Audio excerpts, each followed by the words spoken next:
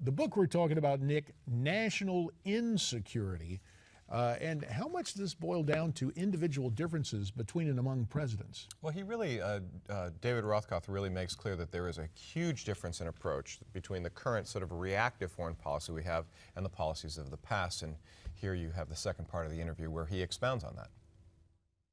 We got to the point where a decision had to be made in his administration. Do we go ahead and get rid of Saddam Hussein and create a potential void, or do we stop where we are? And many of the same people as who were in the administration of his son said, go, but and, he didn't. but he didn't, because he didn't, Brent Scowcroft didn't, James Baker didn't. There was a balance built in the system. The system worked. And so that was a good example. In fact, most of the really successful presidents of the past 50 years in terms of foreign policy have been those who took the middle ground. In terms of foreign policy, Richard Nixon was a very successful president in foreign policy. Dwight Eisenhower, we're now coming to realize, really set the stage for a winning strategy in the Cold War by not succumbing to the pressure on his right to go and confront the Russians, but instead choosing a path where they were allowed to collapse of their own weight. All those kind of approaches tended to work best. Bill Clinton in his second term moved in that direction, and it was much more successful than his first term. Right, despite the fairly low favorability ratings that he had at that time, but he was still effective. But there's an interesting lesson in that, right? George W. Bush, Bill Clinton, Ronald Reagan, last three two-term presidents, all of them were weaker in their last 2 years. All of them finished stronger in foreign policy in their last 2 years, even though they were weak. Do you think there's any prospect of that happening with this administration? Well, there's a prospect, but I don't think it's a good prospect. Well, is it? You know, I hear what you're saying about holding the president accountable, holding this White House and this administration accountable. Do you think that it's also at least a partial contributing factor that we are living through more difficult times than maybe we were in previous generations? Well, look, we're not living through more difficult times than the threat of global thermonuclear war during the Cold War. We're not living through more difficult times than World War II. Vietnam was not exactly a cakewalk.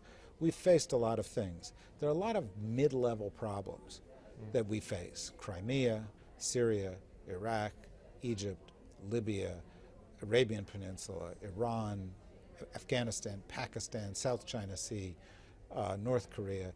And in facing all of these things, we've learned something. And that is, the United States is really good at global thermonuclear war. We're really good at meaningless gestures.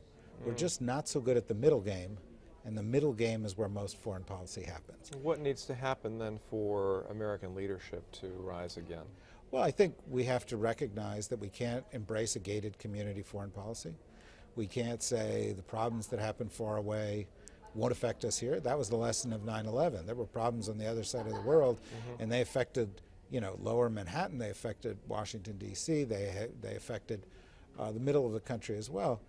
And I think we have to go and say, if we don't want to do it alone, we have to be better at building coalitions. Not this kind of coalition that we've got currently fighting ISIS. Where you've got FAUX, exactly, where you've got a bunch of people committing, you know, a few trucks, a few people behind the lines, but nobody willing to commit troops on the ground. But real coalitions where we use real leverage. We have to be aggressive in blocking and tackling in diplomacy.